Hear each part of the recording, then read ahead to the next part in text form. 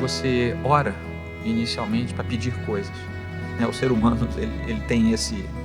E ele traz isso para o universo da sua espiritualidade. Mas quando você descobre que você ora para ter comunhão com Deus, tudo muda. Bem-vindos a mais um episódio do Papo com o Pastor. Esse é o nosso quarto episódio e hoje a gente está com o pastor Joel Teodoro, da Igreja Presbiteriana do Bairro Imperial. E a gente vai conversar sobre a administração do nosso tempo e a importância das disciplinas espirituais na vida do cristão. Sou seu host, Gabriel Igarashi. Bom, vamos começar pelo tempo, né? Segundo a Escritura, não tínhamos nada. E a única coisa que existia era, na verdade, tudo, que era o próprio Deus, né? A Trindade Santa. Mas o Senhor cria todas as coisas. E Ele cria pelo seu poder, por sua palavra. E Ele cria porque quer criar. Ele não tinha que fazer aquilo, mas Ele deliberou soberanamente criar todas as coisas. No meio de tudo que Ele cria também algo chamado tempo. Nós somos tão atrelados ao tempo que é muito comum acharmos que o tempo é de uma outra categoria. Mas nós só temos duas categorias: ou é divino ou é criado, ou é incriado, que é o próprio Deus, ou é criado, que é tudo que não seja Deus. Então o tempo é algo criado por Deus. E é interessante, se nós olharmos as designações que Deus dá e as suas deliberações, que são perfeitas, porque tudo que vem do ser de Deus é perfeito. Então Ele, ao arrumar tudo e ao criar o ser humano, a nossa espécie, Ele diz que nós somos os gerentes, nós dominamos todas as coisas. Tudo que foi criado passa a ser dominação do homem, a fim de que ele preste contas a Deus. Então, está aí algo que a gente nem sempre para pensar.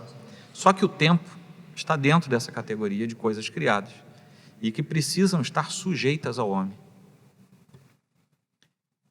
Se nós pegarmos uma vaca e adorarmos a vaca, nós estaremos invertendo isso. Se nós pegarmos, eu usei o termo adorar, mas vamos usar um termo menos intenso, nos submetermos à vaca. Se nós pegarmos uma árvore, né, um baobá bonito, frondoso, centenário, e nos submetermos, nós estaremos desobedecendo à ordem de Deus, porque aquela parte da natureza deveria ser sujeita ao homem e está, na verdade, nos sujeitando. Só que a gente não percebe que faz isso com o tempo. A gente se sujeita ao tempo. E isso é tão desviado diante de Deus quanto o exemplo da vaca e da árvore que eu acabei de dar. E aí nós temos um problema sério, porque a gente traz isso para a nossa vida espiritual. A gente se sujeita ao tempo por causa da sujeição que a gente tem ao tempo. A gente deixa de se sujeitar a Deus como deveria, e a gente, por não se sujeitar a Deus como deveria, a gente também não sujeita as outras coisas como é a ordem de Deus. Então a gente bagunça essa ordem inicial estabelecida desde a criação, né? Deus é um Deus de ordens não no sentido de mandar, mas no sentido de estabelecer parâmetros. Então Deus é um Deus de ordens. Então, a primeira coisa que eu falo é o seguinte: o tempo é um ente, um elemento criado. Por ter sido criado, e aqui eu faço um resuminho, por ter sido criado, ele está sujeito ao homem. O homem peca, e aquilo que ele faz com relação à natureza deixa de ser um governo perfeito, mas passa a ser um governo arranhado. Por isso que a gente estraga tudo, né? Estraga a natureza, estraga tudo, porque a gente não consegue governar bem a própria natureza. Aliás, eu faço até uma parte aqui. Se tem alguém que deveria levantar uma bandeira ecológica, sem ideologia, mas com Cristo por trás, esse alguém deveria ser a Igreja de Cristo. Por entender que ela governa, não se sujeita, mas ao mesmo tempo deve governar bem. Então, e a gente abriu mão disso na história, né? Principalmente na história recente, os últimos 100 e poucos, 200 anos, a gente entregou isso para outras camadas da população. Mas o tempo, portanto, está incluído aí, e ele passa a nos dominar de tal maneira que a gente diz que não tem mais tempo, né? E é quase que um contrassenso. A gente diz que não tem mais tempo. Quando a gente diz que não tem mais tempo, por estar, na verdade, sujeito ao tempo, a gente olha para as disciplinas espirituais que exigem um certo tempo e a gente diz que não consegue mais fazer, porque não tem mais tempo para aquilo. Entendeu? Você veja bem, e as pessoas que nos ouvem, talvez até, quem sabe, alguma se encaixe nisso.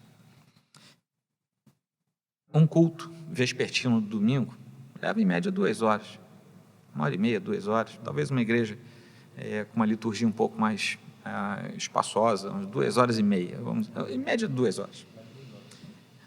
É muito comum uma pessoa que só vai a um culto por semana, 2 horas por semana. Quando falta um culto, você pergunta, meu irmão, houve alguma coisa? Não deu tempo, sabe? Não deu tempo e às vezes por outras razões. Por exemplo, Deus abençoou, ele agora tem uma casinha para o seu lazer, fora do Rio de Janeiro, não dá tempo de chegar. Não deu tempo, ele saiu sem prestar atenção na hora. Ou ele queria aproveitar demais e o culto, eu não vou hoje, mas eu vou semana que vem. Então, com isso, as nossas premissas vão sendo alteradas, elas vão sendo invertidas. Os nossos exercícios espirituais, eles fazem parte da nossa caminhada diária. E eles precisam ser levados a termo. Cada pessoa tem a liberdade dada por Deus de fazer o gerenciamento daquilo que faz. Talvez você ore sentado na sua mesa, talvez você ore de joelho na sua cama, na beira da cama. Talvez você ore em pé em algum canto da casa, sentado no sofá, não importa. Mas você tem que orar. Talvez você leia a Escritura de modo sistemático e seguido. Talvez você veja algum plano de leitura da Bíblia, ou talvez você seja daqueles que diz assim, eu vou começar em Gênesis, vou acabar em Apocalipse, e eu quero ler a Bíblia toda num ano, talvez você leve 2, 3 anos para ler a Bíblia toda, não importa, você tem que ler a Bíblia. Os exercícios espirituais básicos são esses, são a palavra de Deus e a oração. A palavra de Deus, nós sabemos que ela é descrita e prescrita para nós através da pregação pública, mas há alguma coisa que nós podemos e devemos fazer todo dia, que é ler uma porção da Escritura e orar ao nosso Deus. As pessoas novas na fé que chegam ou que têm dificuldade com isso, eu sempre digo o seguinte, leia uma porção pequena. Talvez você não tenha hábito nem de leitura e você já quer ter um hábito longo de leitura bíblica. Comece pequeno, pouca coisa, ore um pouco. E conforme Deus vai trabalhando em você, e conforme você vai amadurecendo o interesse pelos exercícios espirituais, o seu próprio desejo vai sendo transformado. Com certeza. E aquele salmo de 6, 8 versículos vai parecer pouco, você vai ler o salmo seguinte. E talvez quando você comece a ler lá atrás, em 1 Samuel, as histórias de Davi, de Saul, você diga assim, eu quero saber o que vai acontecer depois. E você começa a ler, e quando você lê os evangelhos, você fica maravilhado com o que Jesus fazia, e você quer ler os próximos milagres, as próximas, até mesmo as próximas discussões de Jesus com os fariseus e aquilo tudo. Você começa a ter o seu interesse despertado. A oração é a mesma coisa. Você ora inicialmente para pedir coisas. Né? O ser humano, ele tem esse... E ele traz isso para o universo da sua espiritualidade. Mas quando você descobre que você ora para ter comunhão com Deus, tudo muda. Porque às vezes você pode orar 5 minutos pedindo uma lista de coisas, mas aí você fala, puxa vida, eu preciso conhecer Deus melhor. E você começa a pedir isso a Deus. E depois aqueles 5 minutos não vão ser suficientes, porque o ser de Deus é infinito, é eterno. E aí você começa a se aprofundar.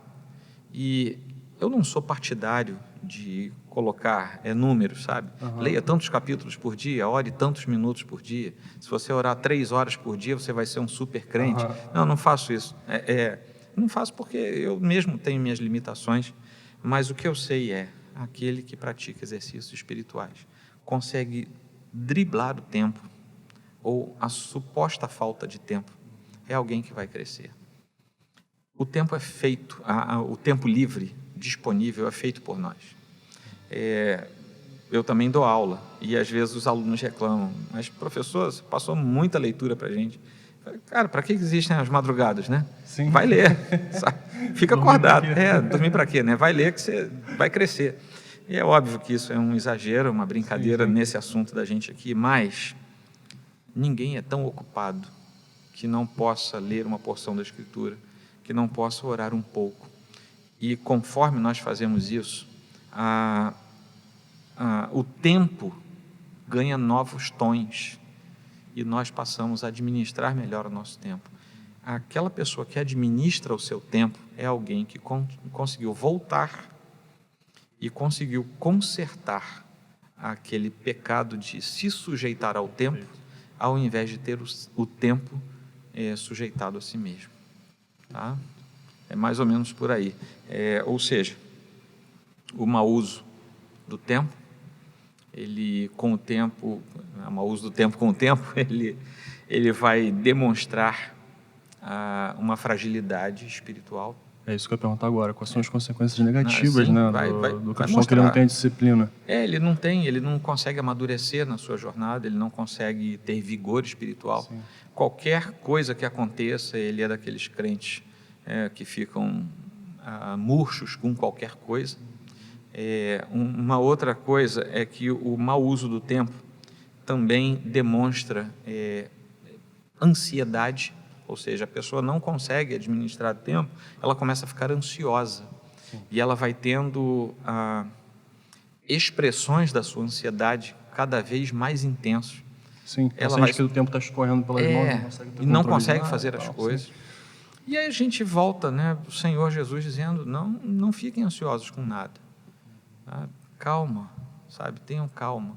E a ansiedade é uma das doenças do nosso tempo. Sim. E talvez a raiz esteja exatamente nisso, na inabilidade em lidar com o tempo. Eu acho que até essa habilidade para lidar com o tempo é um termômetro de como que a nossa vida espiritual está, né? Sim. Você vê que se o cristão ele não está tirando algum tempo diário para se dedicar à leitura e oração, como você falou, alguma coisa está errada, né? Ou ela não está servindo, nada está acontecendo na vida dela, ou ela não está tendo interesse realmente em Deus. E se a gente não está tendo interesse em Deus, alguma coisa está muito errada na nossa vida espiritual, né? E uma coisa que eu achei muito legal que você falou é que aqueles 5 minutos que a gente não conseguiu orar e quando a gente começa a orar, daqui a pouco você vê que, cara, você quer mais do que aquilo. Mais, né? Você quer mais do que aquilo. E no início da minha caminhada eu via a oração como uma... Não deixa de ser, mas eu via muito mais como uma disciplina que eu tinha que ter do que um dom da graça que eu poderia estar ali com o meu Deus, né, com o meu Pai, que é o Rei do Universo, podendo ter um momento com Ele ali.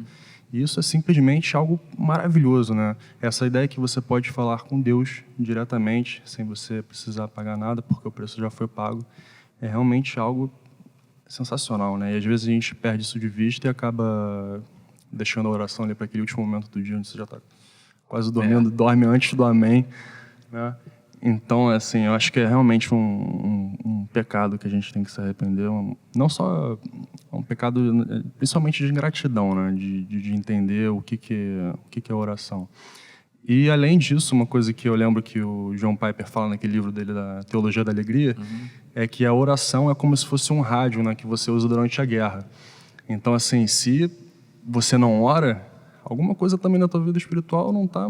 Você está muito morno, né? Você não está enfrentando uma batalha, você não está enfrentando nada, né? Porque o cristão que está ali realmente tentando viver uma vida imitando a Cristo, cara, ele vai passar muita tentação, ele vai passar muito perrengue na vida dele e ele precisa daquele rádio ali para pedir um apoio, né? Com certeza. Então, se ele não tem usado, cara, vamos lá, né? O que está acontecendo, né?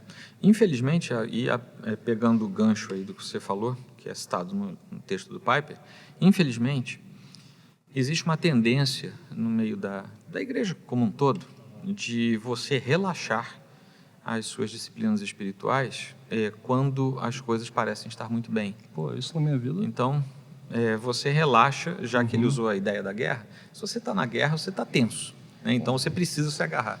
E parece que faz parte da nossa natureza caída espelhar isso também na nossa caminhada cristã.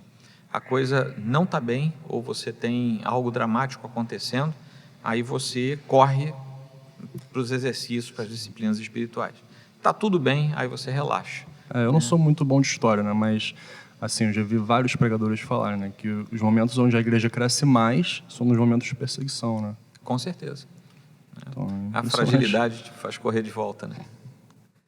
O desejo que nós temos é que nós, ao sermos cristãos fiéis e devidamente preocupados com a nossa caminhada espiritual, inclusive na leitura e na oração, é que nós tenhamos uma vida equilibrada.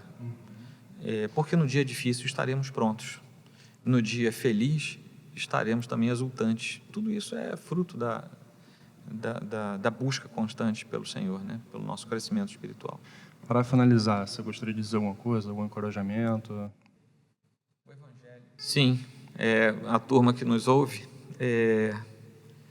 o Evangelho, ele não é complicado porque ele nos foi dado por Deus. Nesse sentido, ele não é complicado. Mas ele exige disciplina.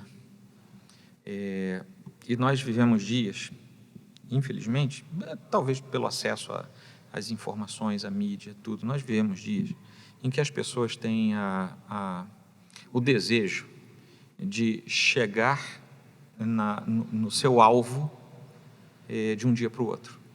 Então, as pessoas acham que se lerem 2 ou 3 textos postados no Facebook, se lerem um artigo ou 2, elas já viraram teólogas altamente experientes, já vão bater nos outros, sabe? E, na verdade, o que elas tinham que fazer era o feijão com arroz. Sim. Senta em casa, com calma, vai ler a Escritura, vai ouvir Deus falando ali pela Escritura e depois vai conversar com o Senhor na oração.